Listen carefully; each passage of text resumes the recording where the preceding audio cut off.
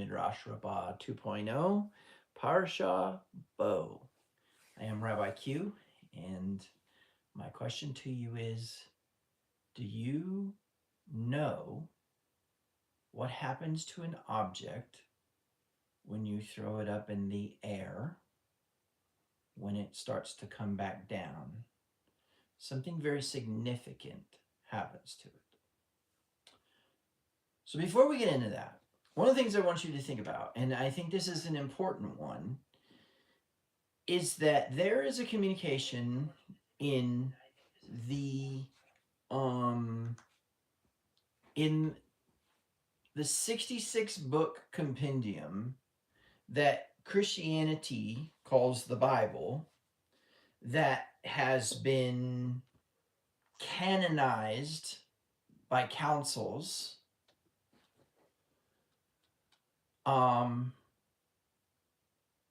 a theme or an instance of a theme that is kind of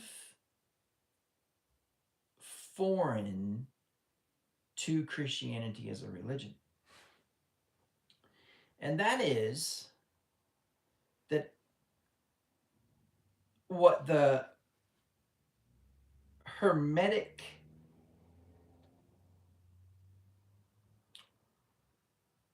secret societies and the Egyptian wisdom cults and the Greek secret society cults called correspondence. Paul never actually calls it that, but he says through that which has been made, we are able to understand everything else that cannot be seen. So this is how it's worded, that the invisible attributes of the divine nature and eternal power of God are revealed through that which has been made. That which is not seen can be understood through that which has been made. Now, in times past, I've made the mistake of saying that that's only that which has been made without human hands. But that really, really limits the Elohim nature of our doctrine in After His Heart Ministries, that we are gods. And I would just like to say, it's interesting how afraid I used to be of saying that because of what Christianity has told me about that. And how much now it is such an identity and an understanding and a wisdom that if we ever really want to get our minds wrapped around being like our Messiah, we need to embrace that element. And that is why we have things like nuclear fission and the bicycle and lightning rods and quantum mechanics, and why we have Kabbalah. People don't realize Kabbalah is man-made. Why we have electric motors, induction, and how we have convection ovens. We have learned to use the wisdom of the energy that we are, but unfortunately that has distracted us from that energy. Isn't that something? You know, I almost went downstairs and brought up with me a bicycle wheel and put a piece of tape on it, but I think most people could probably visualize that. In fact, There are some who have attached things to their bicycle, or perhaps your little sister had the bicycle with the beads attached to the spokes. But what I really want to focus on is a single point on that wheel. And the way that I want to do this is, first of all, what I want to do is I want to open this out into a circle like this, okay? So the whole idea here is that this particular piece of space in front of my face right here contains a circle that's turning like this, okay? And what I want you to think about is every time it passes my hand, it's passing the point where it started. And I would do it the other way, except that I want to illustrate something here. Okay, so what I want you to think about is that generally speaking, because we are an American, or at the very least, the English speaking people. In other words, if you're watching this and you don't understand what I'm saying, this may not pertain to you. Okay? But the idea here is that we deal with linear time and linear processes of progression from left to right. Left to right.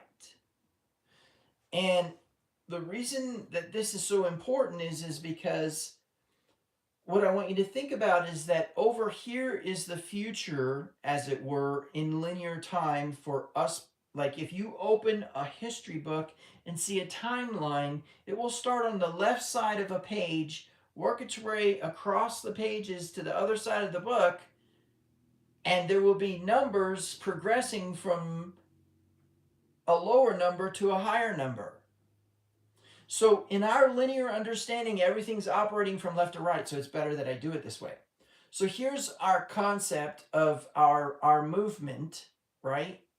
Whether it's going this way or this way, there's a point where it's arriving at my hand again, that being 0, but also 360 if this was a perfect circle. Now I want you to watch my finger as it goes up and comes down. As it begins to go back down and come back up, you'll never know. So what do you not see? If we were to face the tire toward us on a bicycle wheel, okay? And again, I couldn't illustrate this the way I'd want to, because I need to be able to switch it back and forth quickly, right? And I'd end up smacking myself in the face with a bicycle wheel. So the premise is now we're facing this direction, right? Okay. So now my left hand is out here, right? And my right hand would be here in terms of that linear time. So linear time is heading towards my nose, right? If it starts out here and comes this direction to my nose, and it is an object that I can't see through, and I had a piece of tape tied to that wheel, as it's coming around, as it comes down to here, when it's at the top, all I can see is it going down, down, down, down, down, down, down, down, down, until it disappears out of my view. But when it goes up, up, up, up, up, up, up, it's behind my field of view. So what I want you to think about is, if you're looking at a bicycle wheel, and just remember, like your sister's, or maybe even your little bicycle wheel with the beads on it, because I do remember some of the boys having them as well. I shouldn't be gender biased on those beads on those. It was interesting because they'd fall and they'd come up and they'd fall and they'd come up and they'd fall as the wheel turned, and they'd fall kind of randomly based upon very different variables of why they would stay sliding up and down a spoke. centrifugal force, gravity, etc. would control those beads. But the premise is that you could watch them. You could watch a single bead. I remember as a kid watching a single bead go around. That's because my perspective was perpendicular to the axle of the wheel. Well, let me tell you what. Your perspective is not perpendicular to the axle of the wheel, and I'm going to explain. Remember last week I taught on the board about the light of Passover being cyclical, that we come back around again. But this is what I want you to see. We're coming back around again, but our perspective and view is actually linear, and therefore we are parallel to the axle in view. Instead of the axle facing us from the point of the axle being from here to here on the wheel, it's faced this way towards us. And so that point towards us, now we can watch that wheel go around. But if it's faced the other way, then so it would be like it's parallel to my nose, now it's perpendicular to my nose.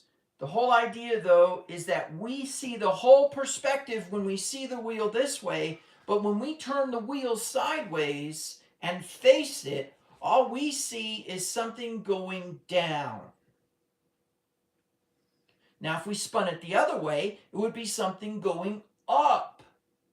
But never would we witness the other descension or ascension, depending on which way it was spinning. So if it was spinning around and meeting the 0 point and we were not facing it, we would never witness its return to its origin. Now, one of the reasons this is important is because in space-time, we perceive things as being in the past. Passover happened over 3,000 years ago. But that's because we look at the wheel and we don't realize its cyclical process. It's either spinning in such a way that we're watching a very, very slow ascension, or it could be spinning in such a way that we're watching a very, very slow descension. But never do we actually get to see the reconciliation of that process. What I mean by that is we just observe a top and a bottom of the tire. Technically, we've got this going on, but we only get to see the perspective of the ascension or the descension or the ascension. I propose to you two very important elements. Number one, that Jacob was given a glimpse to this when he watched the up and down movement. But number two is that in order for us to ever connect with the divine, we have to assume the ascension or descension. We can visibly observe one or the other, but not the other, because we're looking at something from the point of view of only being able to see as it comes around the wheel this way or as it comes around the wheel this way. Now watch again as my wheel is turning this way. Let's say that we had a piece of tape, or watch my finger, what actually is happening with my finger. If we were to turn it sideways and have it be able to be visible as a transparent thing, but we could still see the object moving, all we would see is this. Okay? And the premise is that that's if we could see it from a transparent point of view, But we know that there's actually something blocking the light. How do we know that? Because it says, let us make man in our image. And that word image is shadow. Let us make man in our shadow. The only way that there's a shadow is if there's something blocking the light. Which really starts to bring in some questions that I don't know that I necessarily can answer, but I can tell you this. There's a perspective of light that we do not ever get to witness because it's on the other side of the veil. And that we can, as these physical beings, especially if we are ego-driven and disconnected from that intermedial connection that we would call soul, and that outer connection which we call God, and we're completely on the dark side of things, now you can understand that context of progression and regression being a mechanism of the cycle. So if we've got this going on in Jacob's dream, and we know that that is evidence of a cycle, and he's observing it from the side. He's not observing the wheel. He's observing the process of the wheel. And then we factor in our inability to not be able to see light if it is blocked. We only see one or the other. Jacob got to see both, but we only see one. Now factor in the context of a phenomenon that people don't necessarily grasp, and that being that a clockwise progression of time actually only illustrates a descension. In other words, if the zero is here and we start here and we go clockwise, and the observer's here, they see it at the point up here and just watch it go down. They never get to see the up because that's coming on the backside that they can't observe, which is concealment. Jacob was given the privilege of seeing the up and down, but not the cyclical. He understood the ascension and descension, but he did not understand that there was a time where it was returning to zero, and that's what you need to understand. This has happened many times before us, many times before the dawn of creation, many times before man.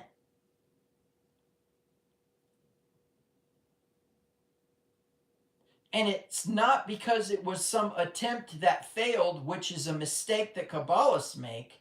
And it's not because it is something that's going to come to an end, which is the mistake that Christians make. And it's not something that is just out there doing its own thing like agnostics or atheists make, but that the clock itself is ticking, and that's it. And any perception of space, time, matter, and existence is actually a consciousness of that cycle. You want proof? Watch the sun. What does the sun do? Starts at one half of your horizon, works its way to the other half of your horizon, and then is assumed to go around where you can't see it. And we have no problem with arriving back at sunrise. It doesn't faze us. We don't think about it. The same is true of the week. Although we can't see something traveling this through the sky that would let us know that a week has passed, we can see something happening in our lives. The manna falls double portion on the 6th day and does not fall on the 7th, marking a week. Now, for those of you who didn't experience the manna and who are well set in your ways on dwelling within the cult of the sun, your time begins on Sunday morning because you didn't experience the manna. You don't have to believe that that's the day. But those who did experience the manna told their children that it was Friday that the manna fell double portion. So there's our week. Now we can witness a very interesting shape in the sky, which goes from crescent to oblong shape to full circle and back to crescent again, telling us a month or moon time has passed. There's our months.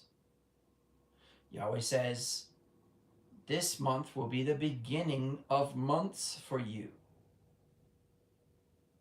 Right? And then, after that, there is a 13 moon cycle that is a year.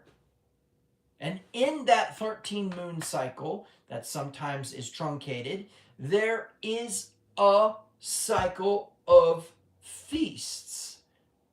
Passover, every year returning back to zero. The months, every year on the 1st of Nisan when the barley is Aviv and the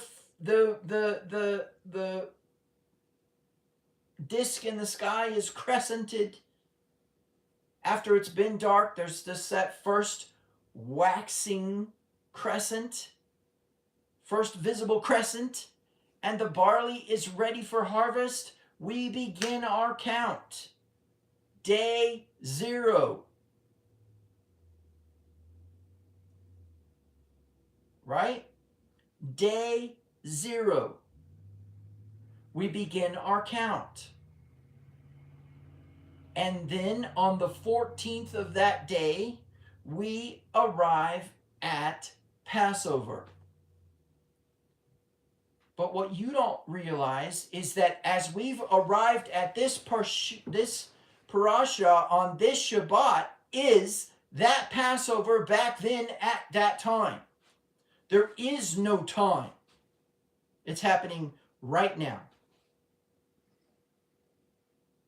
And so when we connect that together, we realize that that light of Passover is moving through Egypt, being perceived as a darkness, and moving through Goshen, being perceived as a light. And the difference between the two is the covering upon the doorpost, the signal, the information, the resistance. You see, because there is no darkness in an angel of the Lord. And that's the part that I don't think people could really grasp, is that there was no context of death within the Passover, except that which was perceived already by the Egyptians in the darkness. The light of Passover went out, and the concealment was because of the faith. Now let me explain faith as a word in the New Testament versus a word in the Old Testament. Faith in the New Testament is a context of having your brain be persuaded. Pistos. Having your brain be persuaded and convinced. But in the context of the Old Testament, it is the faithfulness of a wife to her husband to not commit adultery. Emunah is the conditional honoring of the covenant. And when I say conditional, I don't mean that some condition has to be met. I mean that a condition has to be maintained. Covenant is maintained through emunah. Meaning, if you understand Hebrew thought with a ketubah, the woman never says an I will. In a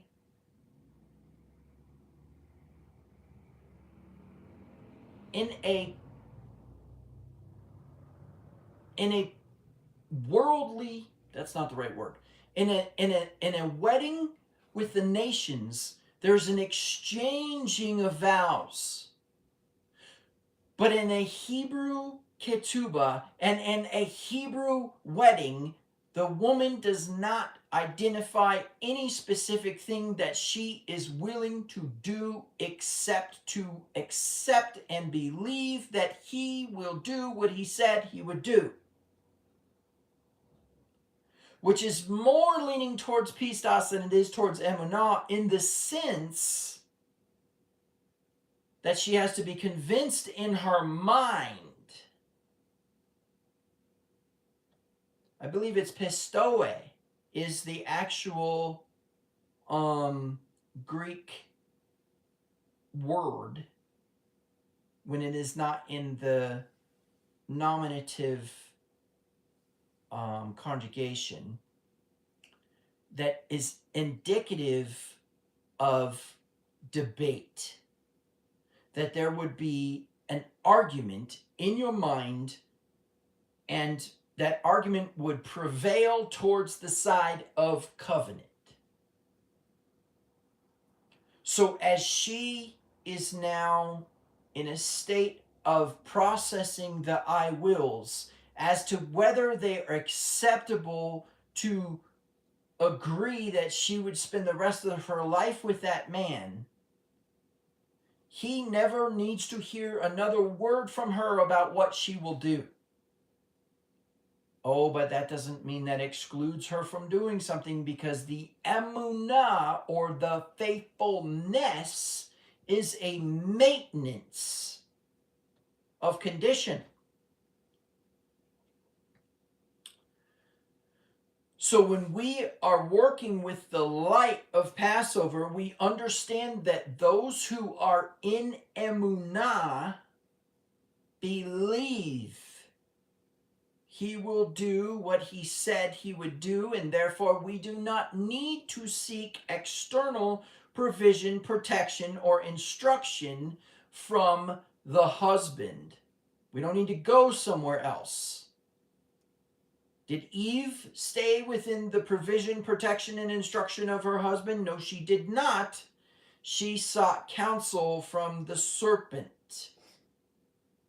She sought counsel from the adversary. She sought counsel from her ego instead of from her husband,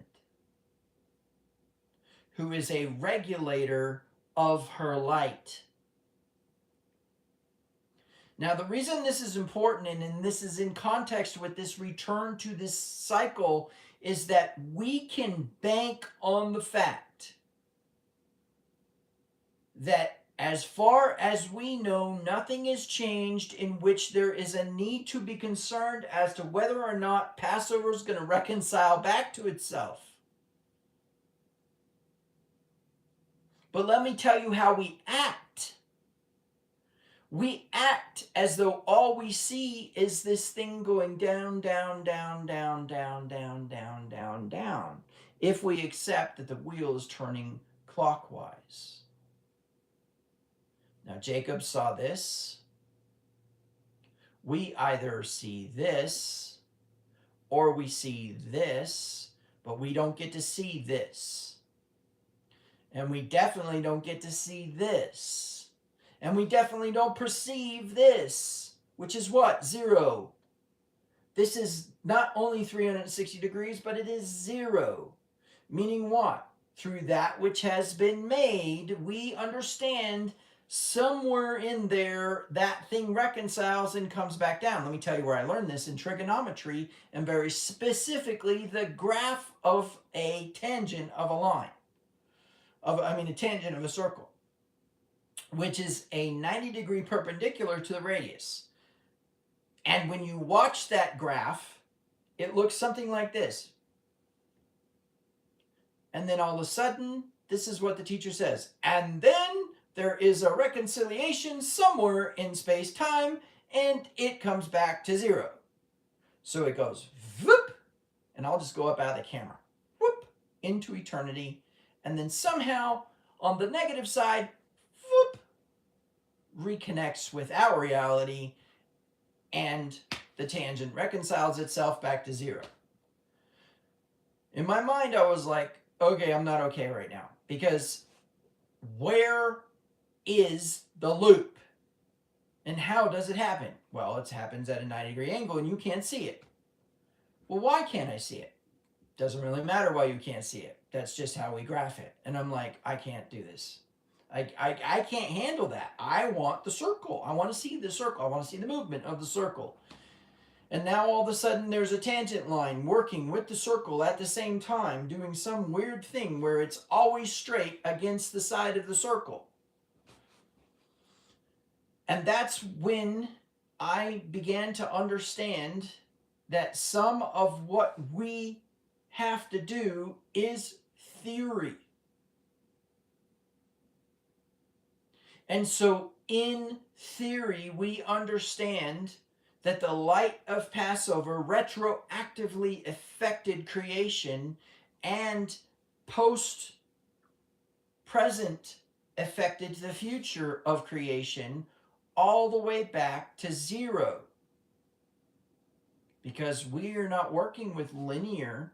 The light of Passover didn't do this, it did this. But it did it in both directions, which I'm probably not going to be able to draw. Yeah. So the way that I want you to think about this is that you are missing a very important piece of the puzzle, and it is concealed. And that part that is concealed, it is your job to seek out through your consciousness, not through your ability to observe with your eye. That's light. What you can't see is what your eye can't see because of light. It's where we start to get into the profundity of this concept of the plague of darkness. It's literally how you perceive the light of Passover as to whether the firstborn is going to die or not.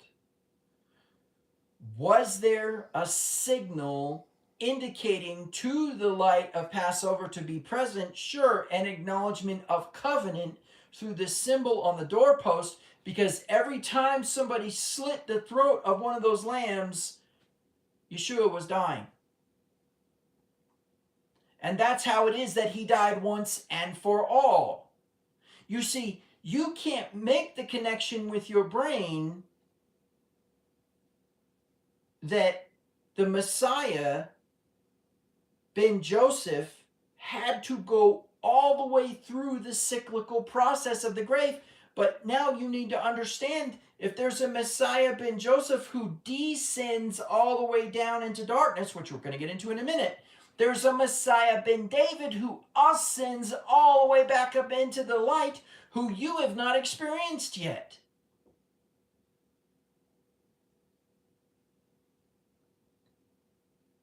And so what's interesting is, if you're a Jew, if you're an Orthodox Jew who follows the rabbinical teachings of the Talmud, you have accurately identified that Messiah ben Joseph has gone all the way down into the lowest bowels of hell.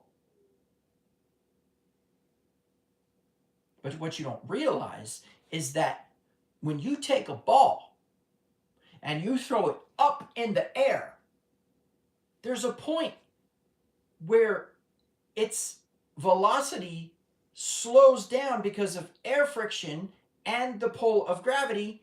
And what does it do in midair? It stops and reverses direction. Now, what your brain doesn't register is that when that ball comes back down and hits the ground, it also experiences a resistance, and that resistance causes it to cyclically return back to its point. But gravity and air friction prevent it from returning back to the point where it was. But in context, it is doing this. And so as we observe Messiah ben Joseph descending, we look at the wheel and we never see the ascending element of the Messiah. So as a Jew, we look at Yeshua as not being the Messiah because why? Because what our teachers have taught us is that there is only a Messiah whom we can observe going up. Now, before you Christians get caught up in the ascension of Christ, you need to understand that that wasn't what you think it is. Wasn't what you think it was, because you don't understand that it's happening right now. But it wasn't what you think it was, and furthermore, if you don't know what it actually is, you will fall into error of thinking that he actually went up in direction instead of magnitude and vibration. And that when Paul spoke about being present with Yeshua, he was close enough to the point of the light of the Messiah that had been present on this earth that Yeshua's vibration was not strong enough yet to have been outside of the perceivable spiritual connection with Paul, which means he truly did sit with Yeshua here on the earth. And technically speaking, Yeshua is still present here on the earth at a very high, non-visible vibration.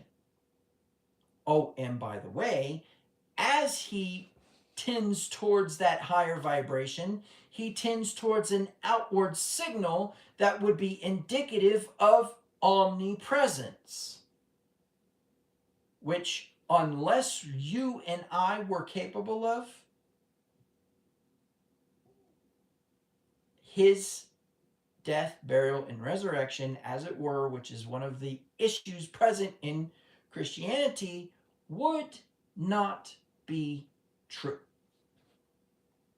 In other words, he has to be just like us and be capable of what we're capable of in order to become sin for us. He made him who knew no sin to become sin for us, that we might become the righteousness of God. He was not always tempted, but did not sin, which means he did not violate Torah. 1 John chapter 3, verse 4, Torah is the transgression of the law.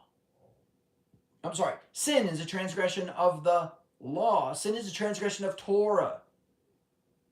Now, there's a cyclical element built into that as well, but we're not going to get into that. So, what does that mean? That means that our lack of a bigger picture makes it impossible for us to understand the depth of the ramifications of Passover, but Torah is an instruction, and this story is an instruction, and therefore a tool to use to better understand Passover, where we gain the depth of understanding that the blood that was put on the doorpost of the house was actually the blood of Yeshua. And the Passover lamb that is consumed is actually Yeshua. And that consumption is related to table fellowship. And that the welcoming of you at the table is an evidence of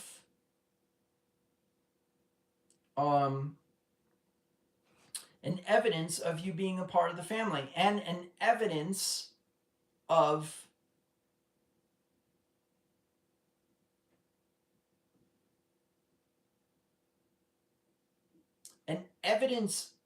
the promise of provision, protection, and instruction granted to those who meritoriously reveal the light, but only through the granting of the light for free to begin with. And so who actually is, this is the part that's going to blow your mind, who is the one who actually conceals the light? Who is the one who actually does not actually know that the light is there? You. And the concealment of the light is the same thing that happened with Adam with the tree of knowledge of good and evil versus the tree of life. Adam looked at the tree of life, perceived its unmerited provision, its unmerited bestowal, and decided that that was not okay because he could not return on investment, not understanding the cyclical nature of Yahweh, and decided to construct a tree in its place that would be merited, the knowledge of good and evil. Have I done good enough to merit the light? Have I not done good enough to merit the light? And so Yahweh says, okay, you want to earn the light? Fine. Out of the garden you go. Now you can earn your way back in. Oh, but then there's something you need to know. You can't actually earn it. You need to be in the identity of it in order to be in the state of it. The light is reconciling behind your veil for you, towards you, on behalf of you. And maybe for you and on behalf is the same thing, but perhaps we should look at it from the point of view of one element is a mechanism independent of your will, and one element is dependent upon your want. And what I mean by that is there's a side of you who absolutely wants to deny the light because it's free, and you don't want it for free because that means that you can't do anything for it, and therefore you can't give anything to the giver. It's one of the things I love about our urban outdoorsmen. They go on the corner and they fly a sign asking for money. And all day long they receive, and they make upwards of, on some days, say $80 an hour. Never in their minds do they conceive to give it back. Now, some of that is malevolence, but some of that is an exception of their position and identity. I am a receiver. I put out a flag and say I'm a receiver, and I receive, and that's my purpose and mechanism. I accept where I'm at. Never realizing that part of that will result in an elevation, they somewhat get it, because what they'll do then is they'll take it back to the sick and to the ones who can't go out and put a sign out and give some to them too. Most of the time when you go to a camp of people who are dwelling within a city without a home, usually have a community. And within that community, there is provision, protection, and instruction for those who cannot do it themselves. We've observed it. Deb and I, one time, were going along and we ran into somebody who was in a wheelchair, and she was kind of face down, almost in, I guess it was kind of the gutter. It wasn't the gutter itself, but it was close to it, like she was about to be out in the street with her head. And we asked her if she was okay. She got up into her chair, said she was okay, said she was just resting, and she doesn't have any legs. And so that was her way of resting. I asked her, do you want groceries or do you want a hot meal? And then we went and got her a hot meal. We came back and she goes, can I share this with some friends? And we said, sure. And she said, and then I said, will it be hot when you get it to them? And she said, no. And I said, okay, then let's take it to them. And boy, did we end up on a trek. We 4-wheel drived back into the wilderness a ways, and then ended up rolling her on a sandy path that was almost impossible to roll on, that had wheelchair marks on it already, where she had somehow made her way out and back and out and back and out. And as we made it in further, there was these shanties set up, and eventually we got into this deeper community where it was surrounded by these tents. And sure enough, one of her friends was there, and we got that meal to that person hot. But in that process, there was a realization that he could not come out of the tent because he was sick. He could not go and put his sign on the corner where she was because he was sick. She was taking care of him. Now, there were some weird dynamics in politics. There were people who didn't want us there. There were people who were making comments because we were there. And quite frankly, we kind of got lost on our way back to the car, and finally got back to the car and kind of got in a funky position with the car as we were trying to leave. It was weird. But there was that concept that she was somehow taking care. That's a receiver receiving in order to give. But she also understood that she was a receiver. Now, the cyclical nature of this, right, is that what she's perceiving is this. That's all she sees. She doesn't know that there is a this happening. The light of Passover does not descend. And the light of Passover, furthermore, does not just travel in a linear fashion. But as our minds get further away from Passover, we forget about it. I think it was probably in, I want to say November, that we had a ministry meeting in which we began to try to plan for Passover. And in that meeting, we were just kind of discussing, what do we want to have? Well, our dream Passover this year would be 30 people in a venue external from our homes, consuming food that they did not necessarily have to pay for, but contributed to somehow. And basically, we were all of a sudden thinking of Passover. We were all of a sudden remembering Passover from the past. Somewhere on my YouTube channel is where I connected with Pastor Joshua and his congregation, and it's bilingual, and there's some funky sound problems with the intro, but the actual Passover itself, we had catered and had about 25 people at. I think it was 24 people, 22.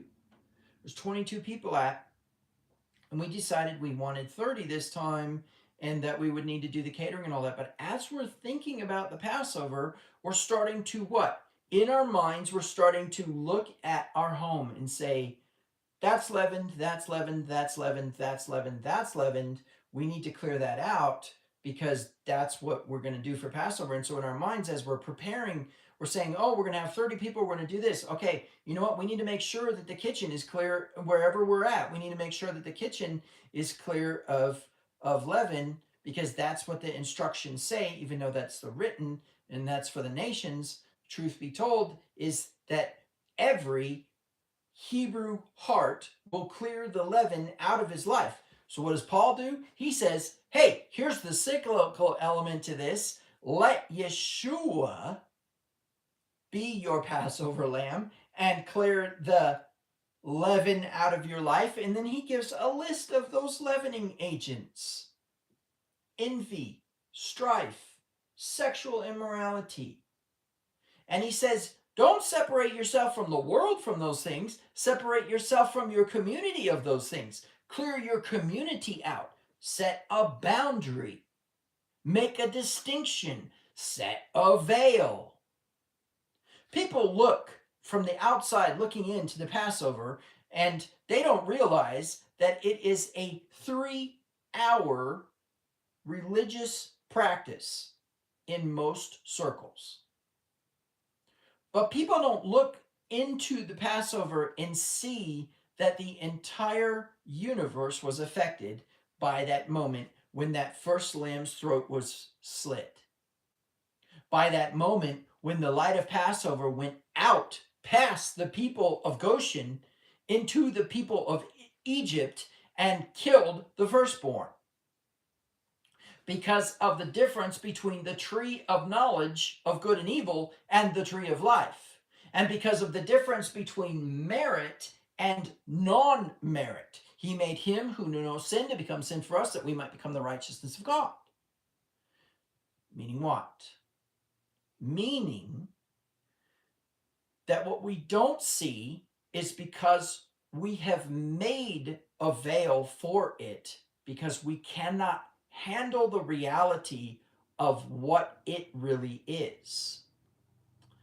See, again, if we were to accept that the wheel is turning clockwise, and we were to accept that the linear of time is traveling from left to right, which would be our perception of English-speaking, for lack of better words, American Protestant Christian social democratic extremists,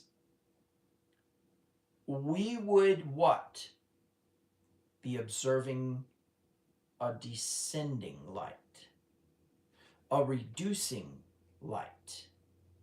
Which now starts to make sense, because why? Because in this 1% light realm, are you shocked? The 99% is veiled. And it is your job to uncover the veil, but what you don't realize is the veil is your mind itself. Because you are that, just like this, the high tension, high power, or high voltage, high tension power lines, you are that 750,000 volts dummied down through a transformer.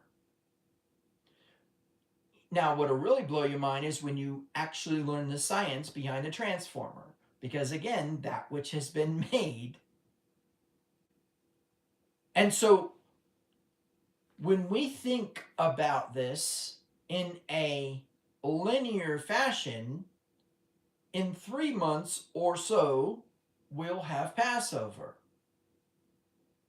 But if we think of it as a cyclical fashion, in 3 months, a new counting of months will begin. And the latter rains will fall. And in 3 months, we will experience a closer connection with the light. So that as we move into the counting of Omer, we actually can tap into energies that are not available the rest of the year. Because we move further and further and further away from the light of Passover. But what will really blow your mind is when you realize that that's cyclical, and also it is balanced, and therefore there is a counting of an Omer on this side of Passover. There's an ability to tap into the light now, into those energies now, because light has begun to, and I'm just going to say, I will consider it absolutely coincidental that the days start to get longer at this time of this parasha. We have passed the equinox, and so light is beginning to get brighter, not brighter, but longer during the day itself. But in the context of the spiritual 99% realm, light is getting brighter and brighter and brighter and brighter as it approaches Passover. Which means you can begin to tap into energies that you could not tap into a month ago. And you can begin to accept, remember what I said about this concept of there's a side of you that has the will not to receive, right? But now watch, this is the other side of this. The light of Passover is extremely interested in what you want within your imagination, within the confines of the filter of Torah. You cannot covet your neighbor's wife, your neighbor's car, your neighbor's house, your neighbor's servants, your neighbor's job. But that desire for those things is indicative of something. And what I mean by that is that every desire is from heaven. It's us who cause it to become unstable. It's us who take and tweak it into sin.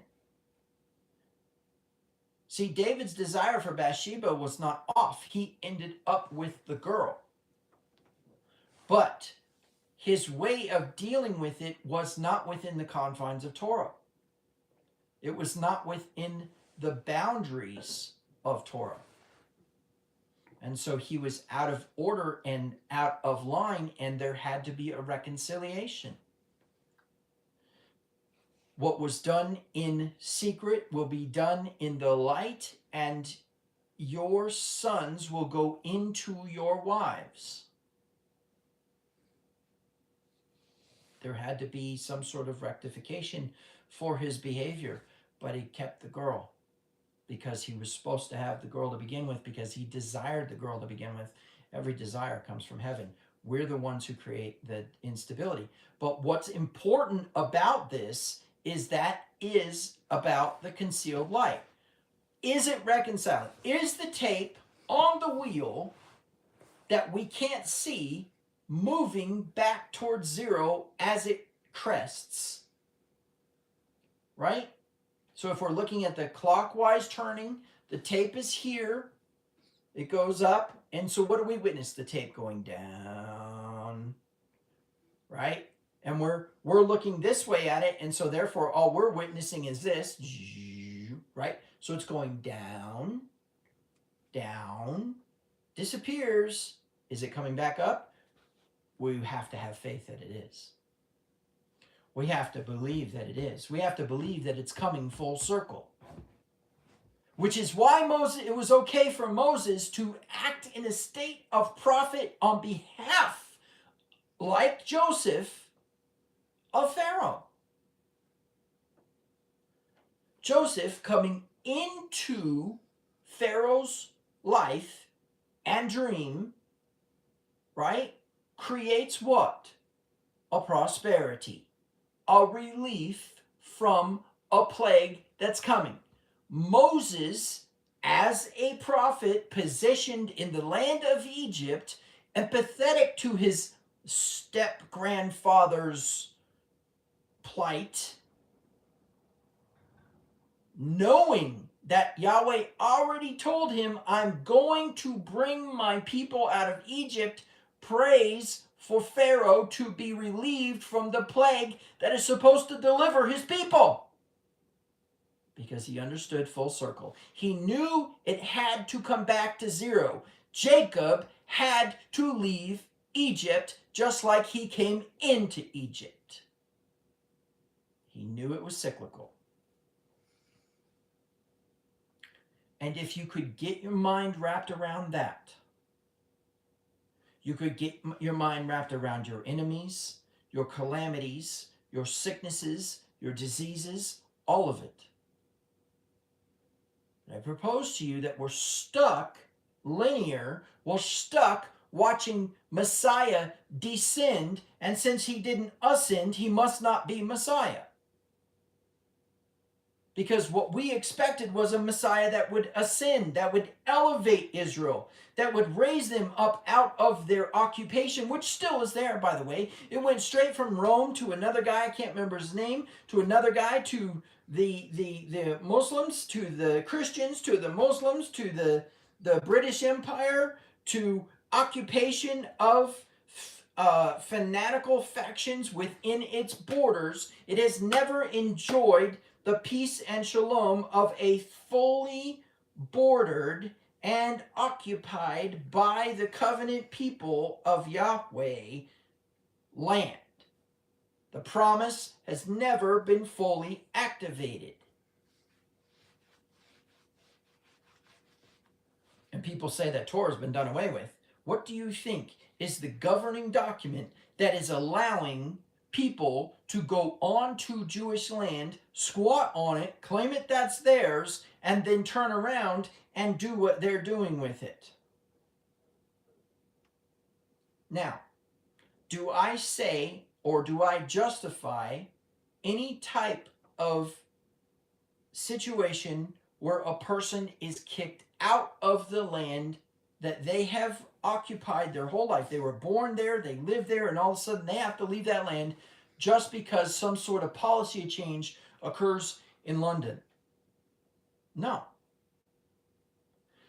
But I can tell you that if you are a people that the intensification of all power in the universe does not approve of to be on that land in that time when that land is to be occupied by those who it was promised to, regardless of who that is, you're going to have a very hard time staying.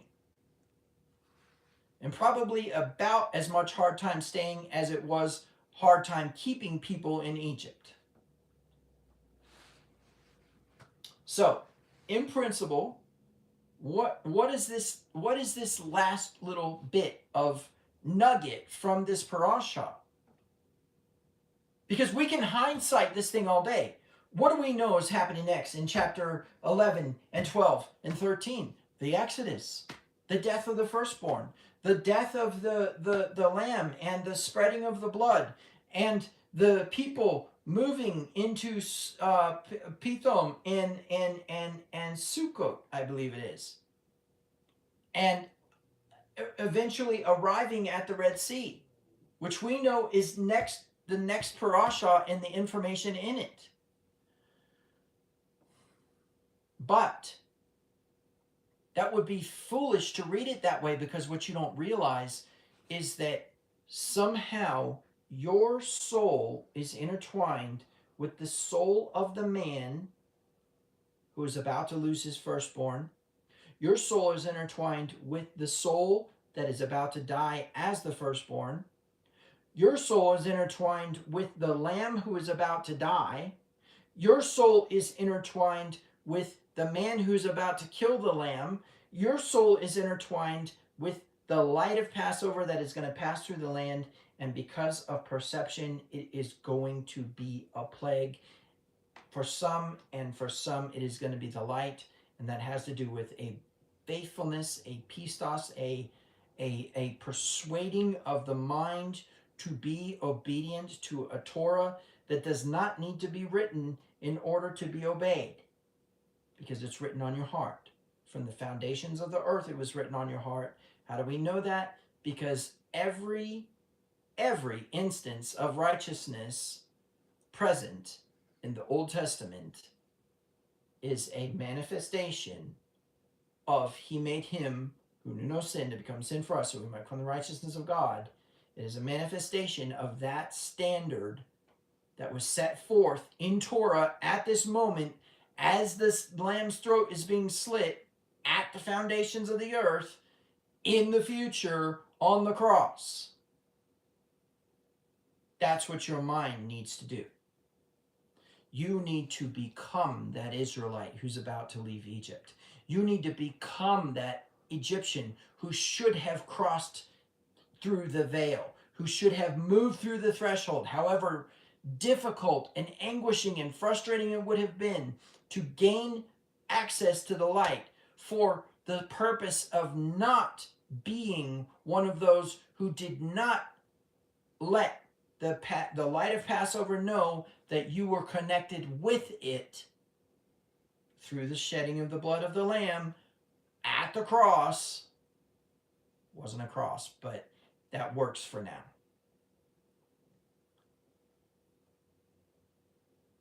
You understand when it says that they were baptized in the Red Sea, that the Israelites were baptized in the Red Sea.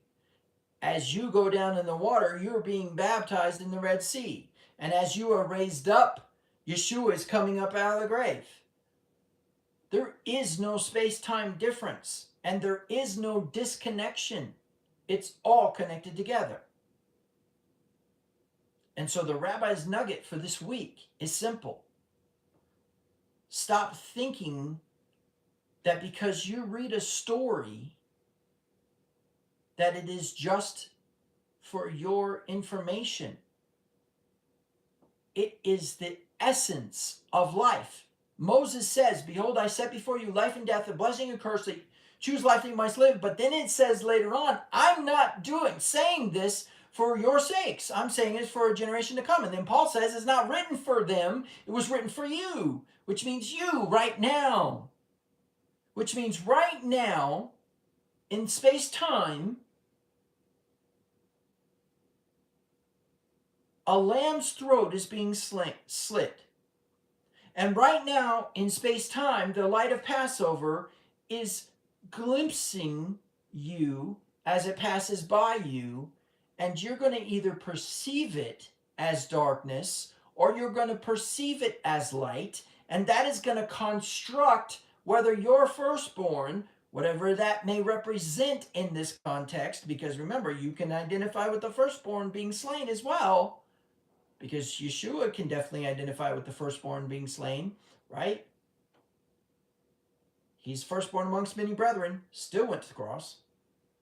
You see how powerful this thought is and the magnitude of its ramifications? Start realizing that just because you can't see the piece of tape on the other side of the wheel doesn't mean it doesn't exist. And start realizing that that concealment is actually your fault, because all you got to do is turn the wheel sideways and all of a sudden you can see the tape going around the whole way. Here's one better. The tape doesn't even exist, because every point on that wheel is actually the same point. We're not ready for that one yet. But the premise is, within that confine then, we understand that this is more than a story, it's an experience. And you need to start experiencing the Passover right now. Today. Tonight, as the sun sets. And you need to realize that it is an inner one. You need to realize that Bo says, go in. Vaira said, and he appeared. We need to see something. Bo says, go in. Lech Lecha says, go somewhere. We need to go somewhere. Bo says, go in. In. To the house of Pharaoh. And tell him, let my people go out. Or I'm going to bring the locusts upon your land. I'm going to bring the glory upon your land. The light of Passover. One could argue that all the plagues were actually the light of Passover. Because I'm not entirely convinced that the light of Passover doesn't react well to that which is not the light. But I'm not quite there yet. That might be a different story. The sun has set. I cannot say Shabbat Shalom. if I see there's 5 people watching, if there are any questions or comments, this would be the time to post them, and I will make sure to respond to them. Let me go ahead and pull up YouTube here on the tablet, so that I can see if there are any comments.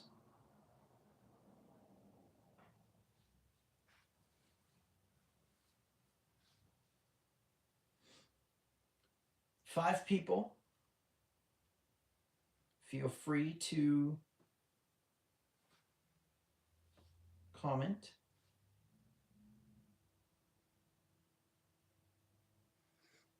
Any questions? Thoughts?